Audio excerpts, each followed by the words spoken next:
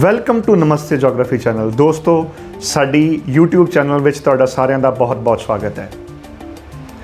ਅੱਜ ਤੋਂ ਅਸੀਂ ਆਪਣੇ ਸਟੂਡੈਂਟਸ ਦੇ ਨਾਲ ਇੱਕ ਨਵੀਂ ਸੀਰੀਜ਼ ਸ਼ੁਰੂ ਕਰਨ ਜਾ ਰਹੇ ਹਾਂ, ਜਿਸ ਦੇ ਵਿੱਚ ਅਸੀਂ ਕਰੰਟ ਜੋਗ੍ਰਾਫੀਕਲ ਇਸ਼ੂਜ਼ ਦੇ ਉੱਪਰ ਗੱਲ ਕਰਿਆ ਕਰਾਂਗੇ। ਸਾਡੀ ਕੋਸ਼ਿਸ਼ ਹੈ ਕਿ ਅਸੀਂ ਆਪਣੇ ਸਟੂਡੈਂਟਸ ਨੂੰ ਜ਼ਿਆਦਾ ਤੋਂ ਜ਼ਿਆਦਾ ਇਨਫੋਰਮੇਸ਼ਨ ਦੇ ਸਕੀਏ, ਤਾਂ ਕਿ ਨਾ ਸਿਰਫ ਉਹ ਜਿਹੜੇ ਐਗਜ਼ਾਮੀਨੇਸ਼ਨ ਹਨ ਉਹਨਾਂ ਦੇ ਵਿੱਚ ਵਧੀਆ ਤਰੀਕੇ ਨਾਲ ਪਰਫਾਰਮ ਕਰ ਸਕਣ, ਸਗੋਂ ਉਹ ਜਿਹੜੇ ਕੰਪੀਟੀਟਿਵ ਐਗਜ਼ਾਮੀਨੇਸ਼ਨ ਹਨ ਜਿਨ੍ਹਾਂ ਦੇ ਵਿੱਚ UPSC ਸਿਵਲ ਸਰਵਿਸਿਜ਼ ਦਾ ਐਗਜ਼ਾਮ ਜਾਂ ਫਿਰ ਪ੍ਰੋਵਿੰਸ਼ੀਅਲ ਸਰਵਿਸਿਜ਼ ਦੇ ਐਗਜ਼ਾਮੀਨੇਸ਼ਨ ਹੋਣ, ਉਹਨਾਂ ਦੇ ਵਿੱਚ ਵੀ ਉਹ ਵਧੀਆ ਪਰਫਾਰਮ ਕਰ ਸਕਣ। ਸੋ ਜੋਗ੍ਰਾਫੀ ਟੀਚਰ ਹੋਣ ਦੇ ਨਾਤੇ ਸਾਡੀ ਕੋਸ਼ਿਸ਼ ਹੈ ਕਿ ਅਸੀਂ ਜੋਗ੍ਰਾਫੀ ਨੂੰ ਵੱਧ ਤੋਂ ਵੱਧ ਆਪਣੇ ਸਟੂਡੈਂਟਸ ਤੱਕ ਪਹੁੰਚਾਈਏ। ਦੋਸਤੋ, ਚਾਹੇ ਦੁਨੀਆ ਦੇ ਉੱਪਰ ਕੋਈ ਵੀ ਰਾਜਨੀਤਿਕ, ਸਮਾਜਿਕ, ਆਰਥਿਕ ਘਟਨਾ ਹੋਵੇ, ਉਹ ਘਟਨਾ ਚਾਹੇ ਪ੍ਰਿਥਵੀ ਨਾਲ ਸੰਬੰਧਿਤ ਹੈ ਜਾਂ ਉਹ ਵਾਯੂਮੰਡਲ ਨਾਲ ਸੰਬੰਧਿਤ ਹੈ, ਉਸ ਦੇ ਵਿੱਚ ਜੋਗ੍ਰਾਫੀ ਸਿੱਧੀ ਇਨਵੋਲਵ ਹੁੰਦੀ ਹੈ। ਦੂਸਰੇ ਸ਼ਬਦਾਂ ਵਿੱਚ ਹਰ ਘਟਨਾ ਜੋ ਇਸ ਪ੍ਰਿਥਵੀ ਦੇ ਉੱਪਰ ਵਾਪਰਦੀ ਹੈ ਉਹ ਜੋਗ੍ਰਾਫੀ ਨਾਲ ਜੁੜੀ ਹੁੰਦੀ ਹੈ। ਇਸ ਕਰਕੇ ਸਾਡੀ ਕੋਸ਼ਿਸ਼ ਹੈ ਕਿ ਅਸੀਂ ਕਰੰਟ ਜੋਗ੍ਰਾਫੀਕਲ ਇਸ਼ੂਜ਼ ਆਪਣੀਆਂ ਵੀਡੀਓਜ਼ ਦੇ ਜ਼ਰੀਏ ਤਮਾਮ ਲੋਕਾਂ ਤੱਕ ਆਸਾਨ ਭਾਸ਼ਾ ਦੇ ਵਿੱਚ ਪਹੁੰਚਾਈਏ। ਅੱਜ ਦੀ ਜੋ ਵੀਡੀਓ ਅਸੀਂ ਤੁਹਾਡੇ ਨਾਲ ਸ਼ੇਅਰ ਕਰਨ ਜਾ ਰਹੇ ਹਾਂ, ਉਹ ਇੱਕ ਬਿਲਕੁਲ ਕਰੰਟ ਇਸ਼ੂ ਜੋ ਹੁਣੇ ਬੰਗਾਲ ਦੀ ਖਾੜੀ ਵਿੱਚ ਵਾਪਰਿਆ ਹੈ, ਉਹ ਹੈ ਅੰਫਨ ਸਾਈਕਲੋਨ। ਦੋਸਤੋ, ਬੰਗਾਲ ਦੀ ਖਾੜੀ ਵਿੱਚ 20 ਮਈ ਦੇ ਦਿਨ ਅੰਫਨ ਸਾਈਕਲੋਨ ਨੇ ਭਿਆਨਕ ਤਬਾਹੀ ਮਚਾਈ। ਇਸ ਤੂਫਾਨ ਦੇ ਨਾਲ, ਇਸ ਚੱਕਰਵਾਤ ਦੇ ਨਾਲ ਲਗਭਗ 100 ਲੋਕਾਂ ਦੀ ਜਾਨ ਗਈ, ਕਰੋੜਾਂ ਰੁਪਏ ਦੀ ਜ਼ਮੀਨ ਜਾਇਦਾਦ ਬਰਬਾਦ ਹੋਈ, ਖੜੀਆਂ ਫਸਲਾਂ ਬਰਬਾਦ ਹੋ ਗਈਆਂ। ਔਰ ਬਾਵਜੂਦ ਇਸ ਦੇ ਕਿ ਇਸ ਸਾਈਕਲੋਨ ਦੀ ਪ੍ਰੈਡਿਕਸ਼ਨ ਇੰਡੀਅਨ ਮੈਟਰੋਲੋਜੀਕਲ ਡਿਪਾਰਟਮੈਂਟ ਨੇ ਲਗਭਗ 8-9 ਦਿਨ ਪਹਿਲਾਂ ਕਰ ਦਿੱਤੀ ਸੀ, ਤਾਂ ਵੀ ਲਗਭਗ 100 ਦੇ ਕਰੀਬ ਜਾਨਾਂ ਚਲੀਆਂ ਗਈਆਂ। ਦੋਸਤੋ, ਧਰਤੀ ਦੇ ਉੱਪਰ ਕਿਸੇ ਵੀ ਤਰ੍ਹਾਂ ਦਾ ਡਿਜ਼ਾਸਟਰ ਹੋਵੇ, ਚਾਹੇ ਉਹ ਨੈਚੁਰਲ ਹੈ ਜਾਂ ਮੈਨ-ਮੇਡ ਹੈ, ਉਹ ਮਨੁੱਖੀ ਜਾਨਾਂ ਦਾ ਘਾਣ ਤੇ ਕਰਦਾ ਹੀ ਹੈ। ਇਨਸਾਨਾਂ ਦੀ ਜ਼ਿੰਦਗੀਆਂ ਬਰਬਾਦ ਹੁੰਦੀਆਂ ਹਨ, ਪ੍ਰੋਪਰਟੀ ਦਾ ਨੁਕਸਾਨ ਹੁੰਦਾ ਹੈ। ਇਹੋ ਜਿਹੇ ਡਿਜ਼ਾਸਟਰ ਤੋਂ ਬਚਣ ਲਈ ਮਨੁੱਖਤਾ ਨੂੰ ਬਹੁਤ ਸਾਰੀ ਅਗਾਊਂ ਜਾਣਕਾਰੀ ਵੀ ਜ਼ਰੂਰਤ ਹੈ ਔਰ ਇਸ ਦੀ ਤਿਆਰੀ ਕਰਨੀ ਵੀ ਜ਼ਰੂਰੀ ਹੈ, ਤਾਂ ਕਿ ਕੀਮਤੀ ਇਨਸਾਨੀ ਜਾਨਾਂ ਬਚਾਈਆਂ ਜਾ ਸਕਣ। ਐਮਫਨ ਸਾਈਕਲੋਨ ਦੌਰਾਨ ਹੋਈ ਵਿਨਾਸ਼ ਲੀਲਾ ਨੂੰ ਦੇਖ ਕੇ ਉੱਥੋਂ ਦੀ ਮੁੱਖ ਮੰਤਰੀ ਮਮਤਾ ਬੈਨਰਜੀ ਨੇ ਬਿਆਨ ਦਿੱਤਾ ਸੀ ਕਿ ਉਹਨਾਂ ਨੇ ਆਪਣੀ ਪੂਰੀ ਜ਼ਿੰਦਗੀ ਵਿੱਚ ਇਸ ਤਰ੍ਹਾਂ ਦਾ ਭਿਆਨਕ ਸਾਈਕਲੋਨ ਨਹੀਂ ਦੇਖਿਆ। ਇਸ ਸਾਈਕਲੋਨ ਦਾ ਅਸਰ ਨਾ ਸਿਰਫ ਪੱਛਮੀ ਬੰਗਾਲ ਦੇ 24 ਪਰਗਨਾ ਔਰ ਕਲਕੱਤਾ ਦੇ ਵਿੱਚ ਹੋਇਆ, ਸਗੋਂ ਇਸ ਦਾ ਅਸਰ ਓਡੀਸ਼ਾ, ਮੇਘਾਲਿਆ, ਅਸਮ, ਮਿਜ਼ੋਰਮ ਔਰ ਸਾਡੇ ਗੁਆਂਢੀ ਮੁਲਕ ਬੰਗਲਾਦੇਸ਼ ਵਿੱਚ ਵੀ ਬਹੁਤ ਜ਼ਿਆਦਾ ਹੋਇਆ। ਸੁੰਦਰਬਨ ਡੈਲਟਾ, ਜੋ ਕਿ ਵਰਲਡ ਯੂਨੈਸਕੋ ਹੈਰੀਟੇਜ ਸਾਈਟ ਹੈ ਔਰ ਉਸ ਦੇ ਵਿੱਚ ਰਾਇਲ ਬੰਗਾਲ ਟਾਈਗਰ ਤੋਂ ਇਲਾਵਾ ਹਜ਼ਾਰਾਂ ਪੰਛੀਆਂ ਔਰ ਜਾਨਵਰਾਂ ਦੀਆਂ ਪ੍ਰਜਾਤੀਆਂ ਨਿਵਾਸ ਕਰਦੀਆਂ ਹਨ, ਉਹਨਾਂ ਦੇ ਆਲਣੇ, ਉਹਨਾਂ ਦੇ ਘਰ ਵੀ ਤਬਾਹ ਹੋਏ। ਸੋ ਆਓ ਸਾਈਕਲੋਨਸ ਦੇ ਨਾਲ ਸੰਬੰਧਿਤ ਕੁਝ ਇੰਪੋਰਟੈਂਟ ਜਾਣਕਾਰੀ ਤੁਹਾਡੇ ਨਾਲ ਸਾਂਝੀ ਕਰਦੇ ਹਾਂ। ਨਾਲ ਹੀ ਇਹ ਦੱਸਾਂਗੇ ਕਿ tropical cyclone bay of Bengal ਜਾਂ ਅਰਬ ਸਾਗਰ ਦੇ ਵਿੱਚ ਜ਼ਿਆਦਾ ਕਿਉਂ ਆਉਂਦੇ ਹਨ, ਔਰ ਸਾਈਕਲੋਨਸ ਦੇ ਨਾਲ ਸੰਬੰਧਿਤ ਕੁਝ ਇੰਪੋਰਟੈਂਟ ਜੋਗ੍ਰਾਫੀਕਲ ਟਰਮੀਨੋਲੋਜੀ ਵੀ ਅਸੀਂ ਇਸ ਵੀਡੀਓ ਦੇ ਅਗਲੇ ਹਿੱਸੇ ਵਿੱਚ ਤੁਹਾਡੇ ਨਾਲ ਸਾਂਝੀ ਕਰਾਂਗੇ। ਚਲੋ ਵੀਡੀਓ ਸ਼ੁਰੂ ਕਰਦੇ ਹਾਂ।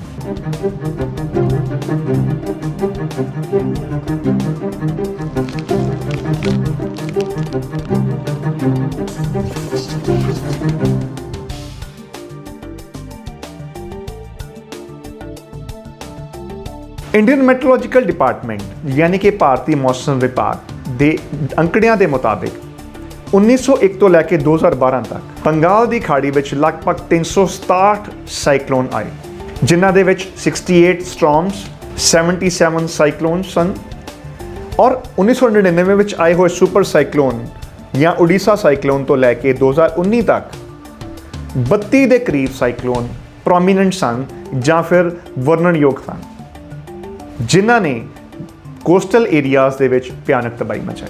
ਦੋਸਤੋ, ਇਹੋ ਜਿਹਾ ਕੋਈ ਵੀ ਇਤਿਹਾਸਿਕ ਸਬੂਤ ਨਹੀਂ ਹੈ ਕਿ ਬੰਗਾਲ ਦੀ ਖਾੜੀ ਦੇ ਵਿੱਚ 185 ਕਿਲੋਮੀਟਰ ਪ੍ਰਤੀ ਘੰਟੇ ਦੀ ਰਫ਼ਤਾਰ ਤੋਂ ਜ਼ਿਆਦਾ ਤੂਫਾਨ ਜਿਹੜੇ ਹਨ ਉਹ ਆਏ ਹਨ, ਔਰ ਇਹੋ ਜਿਹਾ ਕੋਈ ਪ੍ਰੂਫ ਨਹੀਂ ਮਿਲਦਾ ਕਿ ਆਏ ਹੋਏ ਸਾਈਕਲੋਨ ਨੇ ਲਗਾਤਾਰ 6 ਘੰਟੇ ਤੱਕ ਕੋਸਟਲ ਏਰੀਆਜ਼ ਦੇ ਵਿੱਚ ਤਬਾਹੀ ਮਚਾਈ ਹੋਵੇ। ਇਸ ਤੋਂ ਪਹਿਲਾਂ 2009 ਵਿੱਚ ਆਲੀਆ ਤੂਫਾਨ ਆਇਆ ਸੀ, ਜਿਸ ਦੇ ਵਿੱਚ ਪੌਣਾ ਦੀ ਗਤੀ 120 ਕਿਲੋਮੀਟਰ ਪ੍ਰਤੀ ਘੰਟੇ ਤੋਂ ਜ਼ਿਆਦਾ ਸੀ ਔਰ ਉਸਨੇ ਭਿਆਨਕ ਤਬਾਹੀ ਮਚਾਈ ਸੀ। ਕਲਕੱਤਾ ਦੇ ਵਿੱਚ ਇਹ 21ਵੀਂ ਸਦੀ ਦਾ यानी कि 1999 तो लैके तुसीं देखो 2020 आ गया, सब तो ज़्यादा शक्तिशाली कैटेगरी 5 का साइक्लोन सी, जिस दे विच घर बर्बाद होए, खंबे पुट्टे गए, दरख्त पुट्टे गए। कोलकाता या पश्चिम बंगाल देश के बाकी हिस्सों वांगू ऑलरेडी कोविड-19 और लॉकडाउन की समस्या नाल जूझ रहा है, पर एम्फन ने ना सिर्फ 100 के करीब जाना लियां, सगों एम्बैंकमेंट्स टुट गए, खेतीबाड़ी बर्बाद हो गई, घर बर्बाद होए और मजबूत घर और बिल्डिंगां दीयां छत्तां पत्तियां दे वांगू उड़ गईयां। वेस्ट बंगाल जिहड़ा कि झोने की प्रोडक्शन लई बहुत ही मशहूर है, इस तो इलावा पश्चिम बंगाल दे विच जूट यानी कि पटसन, फल और सब्जियां, इन्हां दा भी उत्पादन काफ़ी ज़्यादा होंदा है। सीजेम की प्रोडक्शन उत्थे होंदी है। ये सारियां फसलां, खड़ियां फसलां जिहड़ियां हन वो इस तूफान के नाल बर्बाद हो गई। सो डिस्ट्रक्शन बहुत वड्डे लैवल ते हुई है। मौसम माहिरां दा ये मनना है कि ये नुकसान 3 फैक्टर्स की वजह ना होया है। गेल विंड्स यानी कि बहुत तेज़ रफ्तार दियां पौड़ां दे नाल, तेज़ बारिश नाल और स्टॉर्म सर्ज नाल। प्रोग्राम के अगले हिस्से विच असीं टर्मिनोलॉजी जो है storm surge, tidal bore, landfall of the cyclone ये भी तुहाडे नाल शेयर करांगे। जगदीश चंद्र बोस बोटैनिकल गार्डन जो कि कोलकाता का 230 साल पुराना एक बाग है, वो दरख्तां दी कब्रिस्तान बन के रह गया।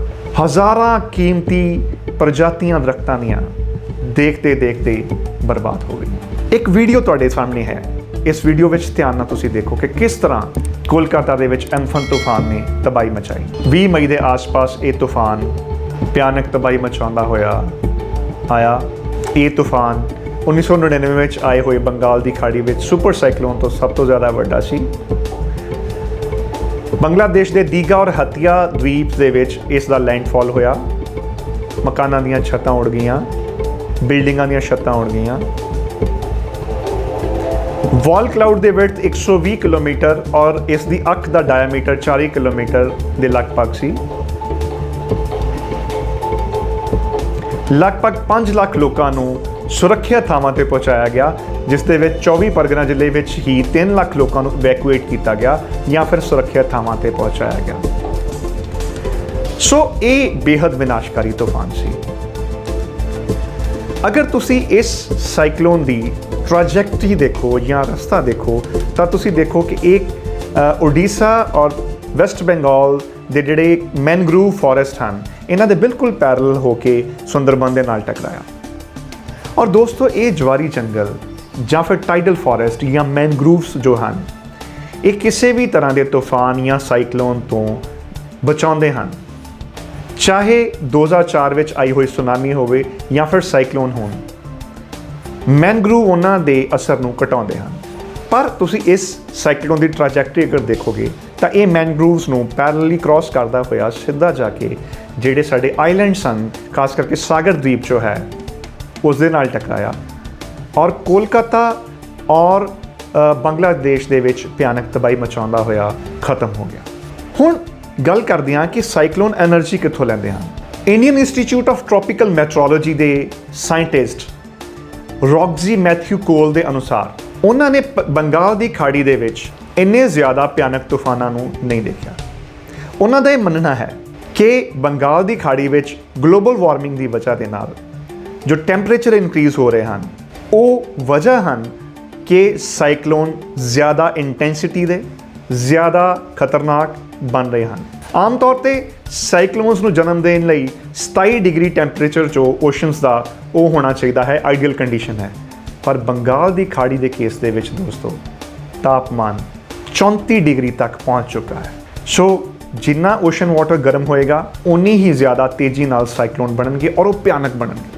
लास्ट ईयर जो फानी तूफान आया सी और कैटेगरी 4 का साइक्लोन सी और ओडिशा दे विच उसने भयानक तबाही मचाई, उसका भी कारण हाई टैंपरेचर सी। और मैथ्यू कॉल का मनना है कि ये साइक्लोन भारती उप महाद्वीप विच मॉनसून के आगमन दे विच सहायता भी करते हैं।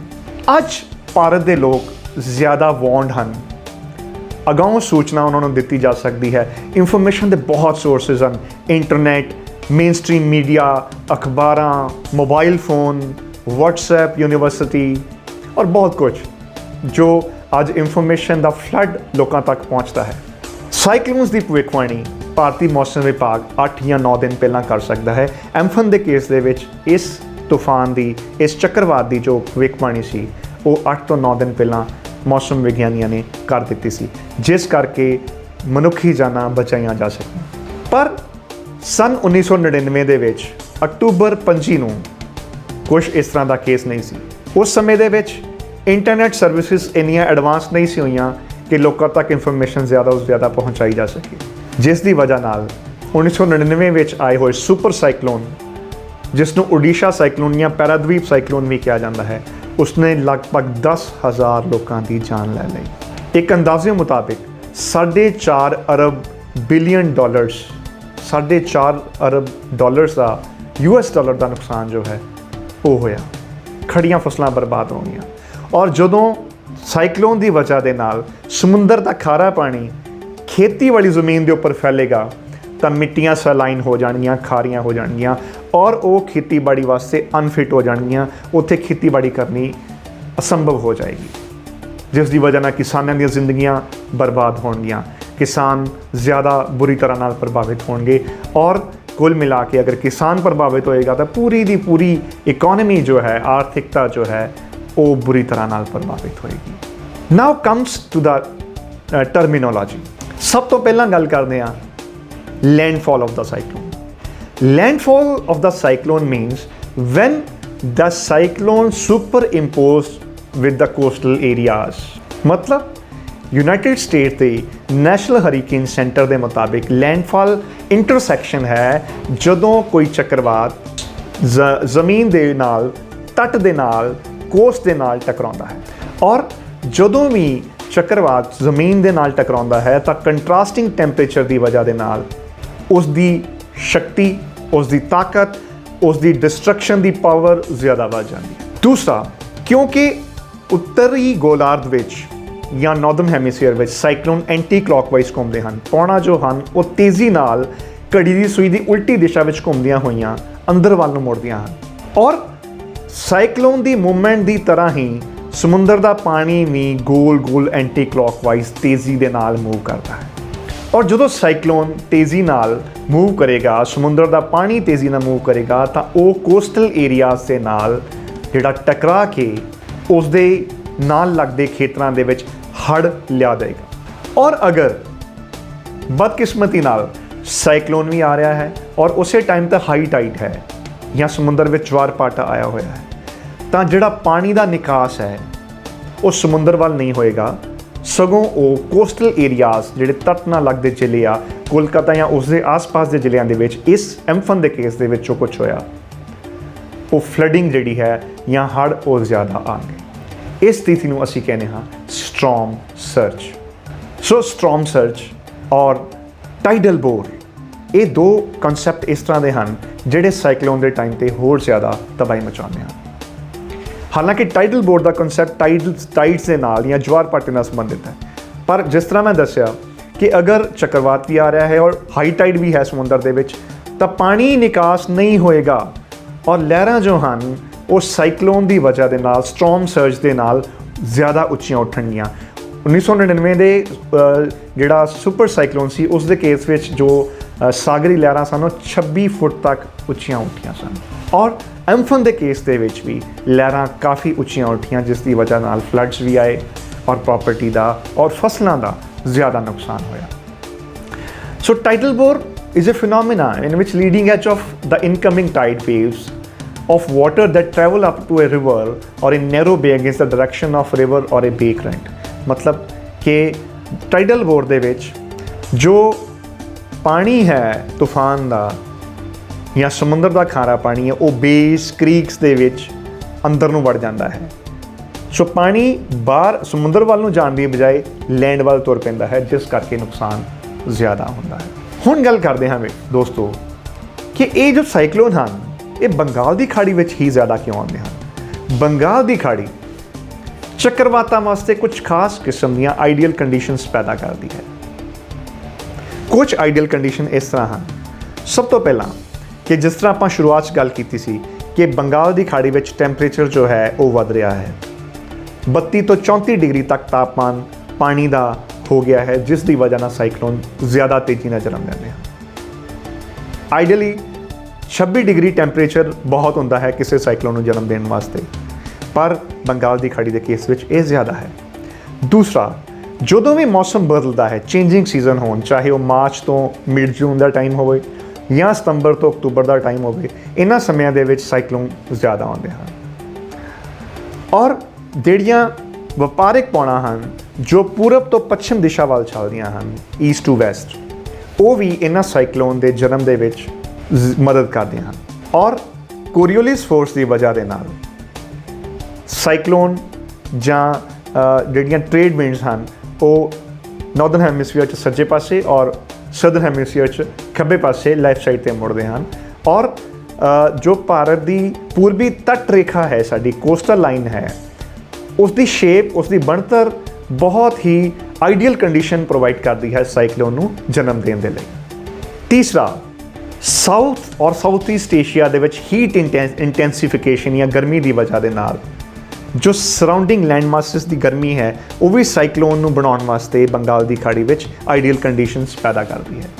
ਕੋਸਟਲ ਏਰੀਆ ਦੇ ਵਿੱਚ ਐਸਕਾਰਪਮੈਂਟਸ ਔਰ ਬੰਗਾਲ ਦੀ ਖਾੜੀ ਦੇ ਵਿੱਚ ਲੋ ਸੈਲਿਨਿਟੀ ਜਾਂ ਘੱਟ ਖਾਰਾਪਨ ਇੱਕ ਸ਼ਕਤੀਸ਼ਾਲੀ ਜਲ ਚੱਕਰ ਨੂੰ ਜਨਮ ਦਿੰਦਾ ਹੈ। ਔਰ ਇਹ ਜਲ ਚੱਕਰ ਚੱਕਰਵਾਤਾਂ ਨੂੰ ਹੋਰ ਜ਼ਿਆਦਾ ਖਤਰਨਾਕ, ਹੋਰ ਜ਼ਿਆਦਾ ਸ਼ਕਤੀਸ਼ਾਲੀ, ਹੋਰ ਜ਼ਿਆਦਾ ਤੇਜ਼ ਬਣਾਉਂਦਾ ਹੈ।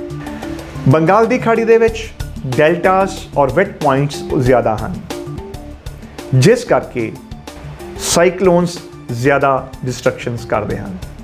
ਦੋਸਤੋ, ਪ੍ਰੋਗਰਾਮ ਦੇ ਇਸ ਹਿੱਸੇ ਦੇ ਵਿੱਚ, ਵੀਡੀਓ ਦੇ ਇਸ ਹਿੱਸੇ ਵਿੱਚ ਅਸੀਂ ਗੱਲ ਕਰਾਂਗੇ ਕਿ ਜੋ ਇੰਡੀਅਨ ਮੈਟਰੋਲੋਜੀਕਲ ਡਿਪਾਰਟਮੈਂਟ ਨਵੀਂ ਦਿੱਲੀ ਨੇ ਨਵੇਂ 169 ਨੇਮਸ ਦਿੱਤੇ ਹਨ, 169 ਦੇ ਕਰੀਬ ਨਾਮ ਦਿੱਤੇ ਹਨ, ਉਹ ਕਿਹੜੇ ਹਨ ਔਰ ਇਹ ਨਾਮ ਕਿਉਂ ਦਿੱਤੇ ਜਾਂਦੇ ਹਨ, ਕਿਸ ਤਰ੍ਹਾਂ ਦਿੱਤੇ ਜਾਂਦੇ ਹਨ। ਦੋਸਤੋ, 2004 ਵਿੱਚ ਸਾਈਕਲੋਨਸ ਦੇ ਨਾਵਾਂ ਦੀ ਬਣੀ ਲਿਸਟ ਵਿੱਚ ਐਮਫਨ ਸਾਈਕਲੋਨ ਆਖਰੀ ਨਾਮ ਸੀ। ਹੁਣ ਇਹਨਾਂ ਸਾਈਕਲੋਨਸ ਦੇ ਨਾਮ ਕਿਉਂ ਦਿੱਤੇ ਜਾਂਦੇ ਹਨ? ਸਾਈਕਲੋਨ ਹੈ ਤੇ ਡਿਜ਼ਾਸਟਰ, ਵਿਪਤਾਵਾਂ ਹਨ ਜੋ ਮਨੁੱਖੀ ਜ਼ਿੰਦਗੀਆਂ ਨੂੰ ਬਰਬਾਦ ਕਰਦੀਆਂ ਹਨ। ਸੋ ਇਹੋ ਜਿਹੀਆਂ ਵਿਪਤਾਵਾਂ ਦੇ ਨਾਮ ਇਸ ਲਈ ਰੱਖੇ ਜਾਂਦੇ ਹਨ ਤਾਂ ਕਿ ਵਿਪਤਾਵਾਂ ਨੂੰ ਯਾਦ ਰੱਖਣਾ ਆਸਾਨ ਹੋਵੇ ਔਰ ਲੋਕਾਂ ਨੂੰ ਉਹਨਾਂ ਦੀ ਸੂਚਨਾ ਸਮੇਂ ਸਿਰ ਦਿੱਤੀ ਜਾ ਸਕੇ, ਲੋਕੀ ਉਸ ਸੂਚਨਾ ਨੂੰ ਯਾਦ ਰੱਖ ਸਕਣ। ਇੰਡੀਅਨ ਮੈਟਰੋਲੋਜੀਕਲ ਡਿਪਾਰਟਮੈਂਟ ਦੇ ਨਾਲ ਸੰਬੰਧਿਤ 13 ਦੇਸ਼ ਹਨ ਜੋ ਕਿ ਸਾਡੇ ਮੁਲਕ ਦੇ ਨਾਲ ਇੰਡੀਅਨ ਮੈਟਰੋਲੋਜੀਕਲ ਡਿਪਾਰਟਮੈਂਟ ਦੇ ਨਾਲ ਸੰਬੰਧਿਤ ਹਨ। ਪੂਰੀ ਦੁਨੀਆ ਦੇ ਅੰਦਰ 6 ਰੀਜਨਲ ਸਪੈਸ਼ਲਾਈਜ਼ਡ ਮੈਟਰੋਲੋਜੀਕਲ ਸੈਂਟਰ ਹਨ ਔਰ 5 regional tropical cyclone warning system ਹਨ। ਇੰਡੀਅਨ ਮੈਟਰੋਲੋਜੀਕਲ ਡਿਪਾਰਟਮੈਂਟ ਜੋ ਹੈ ਉਹ ਰੀਜਨਲ ਸਪੈਸ਼ਲਾਈਜ਼ਡ ਮੈਟਰੋਲੋਜੀਕਲ ਸੈਂਟਰ ਹੈ ਜੋ ਕਿ ਊਸ਼ਨ ਕਟੀਬੰਧੀ ਚੱਕਰਵਾਤਾਂ ਬਾਰੇ ਅਗਾਊਂ ਸੂਚਨਾ ਦੇਣਾ, ਐਡਵਾਈਜ਼ਰੀ ਜਾਰੀ ਕਰਨਾ ਜਾਂ ਉਹਨਾਂ ਦੇ ਨਾਮ ਰੱਖਣ ਲਈ ਜ਼ਿੰਮੇਵਾਰ ਹੈ।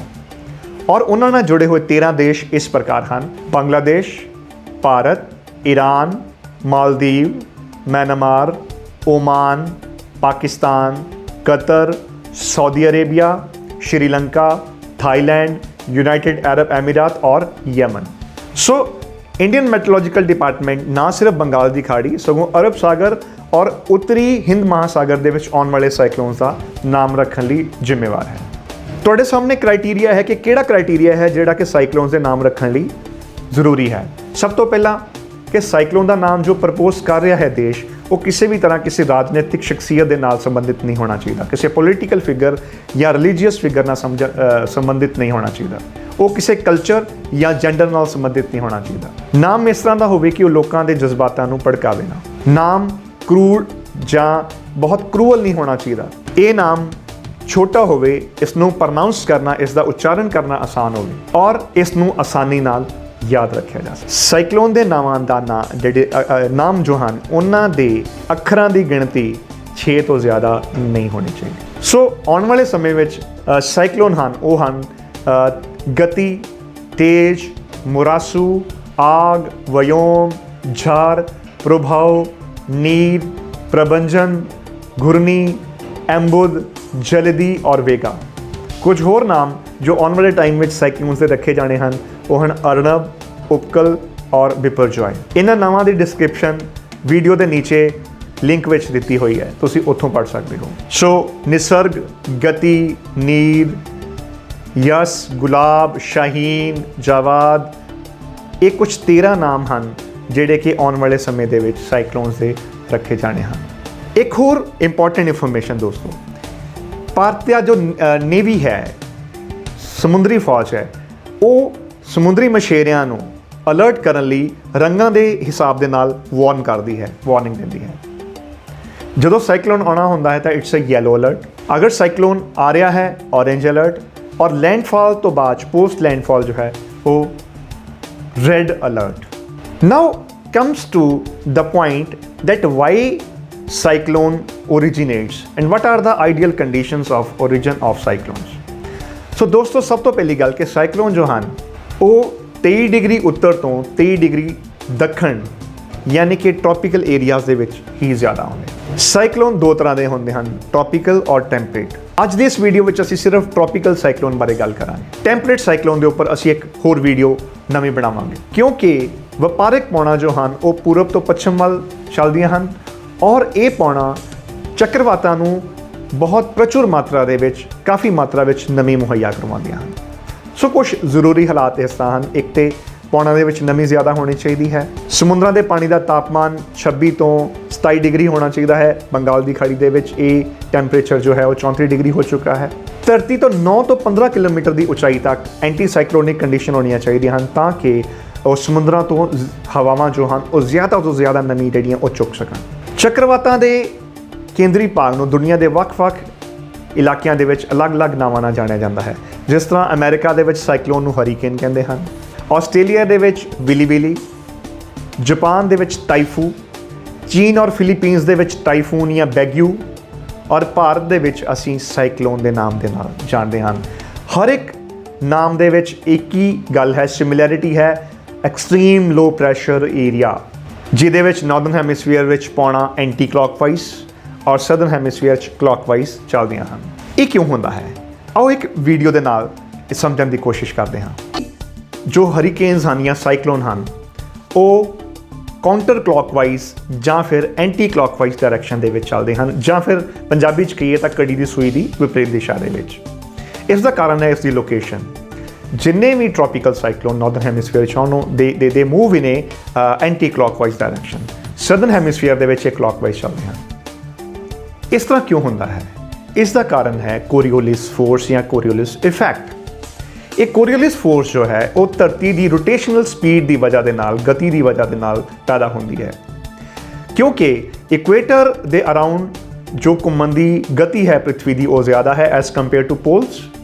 ਸੋ ਪ੍ਰਿਥਵੀ ਦੀ ਰੋਟੇਸ਼ਨ ਦੀ ਵਜ੍ਹਾ ਦੇ ਨਾਲ ਜੋ ਪਾਣੀ ਔਰ ਪੌਣਾ ਹਨ ਉਹ ਉੱਤਰ ਔਰ ਦੱਖਣ ਵੱਲ ਮੂਵ ਕਰਦੀਆਂ ਹਨ, ਨਾਰਥਰਨ ਹੈਮੀਸਫੀਅਰ 'ਚ ਸੱਜੇ ਪਾਸੇ ਔਰ ਸਦਰਨ ਹੈਮੀਸਫੀਅਰ 'ਚ ਖੱਬੇ ਪਾਸੇ। ਸੋ ਨਾਰਥ ਵਿੱਚ ਚੱਲਦੀ ਹਵਾ ਈਸਟ ਵੱਲ ਨੂੰ ਮੁੜ ਜਾਂਦੀ ਹੈ ਔਰ ਇਹ ਚੱਕਰਵਾਤਾਂ ਨੂੰ ਜਨਮ ਦਿੰਦੀ ਹੈ। ਸੋ ਉੱਤਰੀ ਅਰਧਗੋਲੇ ਵਿੱਚ ਸਾਈਕਲੋਨ ਐਂਟੀ ਕਲੌਕਵਾਈਜ਼ ਕੰਡੀਸ਼ਨਸ ਦੇ ਵਿੱਚ ਚੱਲਦੇ ਹਨ। ਸਾਈਕਲੋਨ ਦੇ ਸੈਂਟਰ ਪਾਰਟ ਨੂੰ ਅਸੀਂ ਸਾਈਕਲੋਨ ਦੀ ਅੱਖ ਕਹਿੰਦੇ ਹਾਂ। ਇਹਦੇ ਵਿੱਚ ਐਕਸਟ੍ਰੀਮ ਲੋ ਪ੍ਰੈਸ਼ਰ ਹੁੰਦਾ ਹੈ ਔਰ ਪੌਣਾ ਬਾਹਰ ਵੱਲ ਤੋਂ ਅੰਦਰ ਵੱਲ ਨੂੰ ਗਤੀ ਕਰਦੀਆਂ ਹਨ। ਸਦਰਨ ਹੈਮੀਸਫੀਅਰ ਵਿੱਚ ਸਥਿਤੀ ਬਿਲਕੁਲ ਉਲਟੀ ਹੁੰਦੀ ਹੈ। ਜਿਹੜੀਆਂ ਪੌਣਾ ਹਨ ਉਹ ਘੜੀ ਦੀ ਸੂਈ ਦੀ ਦਿਸ਼ਾ ਦੇ ਅਨੁਸਾਰ ਯਾਨੀ ਕਿ ਕਲੌਕਵਾਈਜ਼ ਚੱਲਦੀਆਂ ਹਨ। ਇਕੁਏਟਰ ਦੇ ਉੱਪਰ ਕੋਈ ਵੀ ਸਾਈਕਲੋਨ ਨਹੀਂ ਆਉਂਦਾ ਕਿਉਂਕਿ ਵਪਾਰਿਕ ਪੌਣਾ ਜੋ ਹਨ ਉਹ ਸਾਈਕਲੋਨਸ ਨੂੰ ਜਾਂ ਚੱਕਰਵਾਤਾਂ ਨੂੰ ਆਪਣੇ ਤੋਂ ਦੂਰ ਤੱਕ ਦਿੰਦੀਆਂ ਹਨ। ਸੋ 5 ਡਿਗਰੀ ਨਾਰਥ ਔਰ ਸਾਊਥ ਲੈਟੀਟਿਊਡ ਜਾਂ ਬੈਲਟ ਆਫ ਡੋਲਡਰਮ ਦੇ ਵਿੱਚ ਚੱਕਰਵਾਤ ਨਹੀਂ ਆਉਂਦੇ। ਚੱਕਰਵਾਤ ਦਾ ਵਿਆਸ 150 ਤੋਂ 300 ਕਿਲੋਮੀਟਰ ਤੱਕ ਹੋ ਸਕਦਾ ਹੈ। ਸੋ ਆਮ ਤੌਰ ਤੇ ਜਿੰਨੇ ਵੀ ਊਸ਼ਨ ਖੰਡੀ ਚੱਕਰਵਾਤ ਹਨ ਉਹ ਸਾਗਰਾਂ ਦੇ ਪੱਛਮੀ ਭਾਗਾਂ ਵਿੱਚ ਜਨਮ ਲੈਂਦੇ ਹਨ। ਚੱਕਰਵਾਤ ਦੇ ਬਿਲਕੁਲ ਐਨ ਵਿਚਕਾਰ ਮੌਸਮ ਬਿਲਕੁਲ ਸਾਫ਼ ਹੁੰਦਾ ਹੈ, ਜਿਸ ਨੂੰ ਚੱਕਰਵਾਤ ਦੀ ਅੱਖ ਕਿਹਾ ਜਾਂਦਾ ਹੈ ਜਾਂ ਆਈ ਆਫ ਸਾਈਕਲੋਨ। ਪਰ ਅੱਧੇ ਘੰਟੇ ਦੇ ਅੰਤਰਾਲ ਦੇ ਦਰਮਿਆਨ ਹੀ ਆਕਾਸ਼ ਦੁਬਾਰਾ ਸੰਘਣੇ ਬੱਦਲਾਂ ਨਾਲ ਢੱਕਿਆ ਜਾਂਦਾ ਹੈ, ਤੇਜ਼ ਬਾਰਿਸ਼ ਹੁੰਦੀ ਹੈ। ਜ਼ਿਆਦਾਤਰ ਚੱਕਰਵਾਤ ਉੱਚੇ ਕਾਲੇ ਸੰਘਣੇ ਬੱਦਲਾਂ ਵਾਲੇ ਹੁੰਦੇ ਹਨ, ਜਿਨ੍ਹਾਂ ਵਿੱਚ ਗਰਜਦਾਰ ਤੂਫਾਨੀ ਹਵਾਵਾਂ, ਤੇਜ਼ ਬਾਰਿਸ਼ ਔਰ ਬਿਜਲੀ ਚਮਕਣ ਕਾਰਨ ਜ਼ਿਆਦਾ ਨੁਕਸਾਨ ਹੁੰਦਾ ਹੈ। ਸੋ ਇਹ ਸਾਰੀ ਜਾਣਕਾਰੀ ਤੁਹਾਨੂੰ ਕਿਸ ਤਰ੍ਹਾਂ ਲੱਗੀ? ਦੋਸਤੋ, ਅੱਜ ਦੇ ਅਸੀਂ ਇਸ ਵੀਡੀਓ ਦੇ ਵਿੱਚ ਐਮਫਨ ਸਾਈਕਲੋਨ ਦੇ ਨਾਲ ਸੰਬੰਧਿਤ ਜ਼ਰੂਰੀ ਇਨਫੋਰਮੇਸ਼ਨ, ਬੰਗਾਲ ਦੀ ਖਾੜੀ ਦੇ ਵਿੱਚ ਹੀ ਚੱਕਰਵਾਤ ਜ਼ਿਆਦਾ ਕਿਉਂ ਆਉਂਦੇ ਹਨ ਔਰ ਚੱਕਰਵਾਤ ਜਨਮ ਕਿਸ ਤਰ੍ਹਾਂ ਲੈਂਦੇ ਹਨ ਉਸ ਦੇ ਬਾਰੇ ਤੁਹਾਡੀ ਆਪਣੀ ਆਸਾਨ ਭਾਸ਼ਾ ਦੇ ਵਿੱਚ ਅਸੀਂ ਤੁਹਾਨੂੰ ਸਮਝਾਉਣ ਦੀ ਕੋਸ਼ਿਸ਼ ਕੀਤੀ। ਤੁਹਾਨੂੰ ਇਹ ਵੀਡੀਓ ਕਿਸ ਤਰ੍ਹਾਂ ਲੱਗਾ ਕਮੈਂਟ ਬਾਕਸ ਦੇ ਵਿੱਚ ਜ਼ਰੂਰ ਲਿਖਣਾ।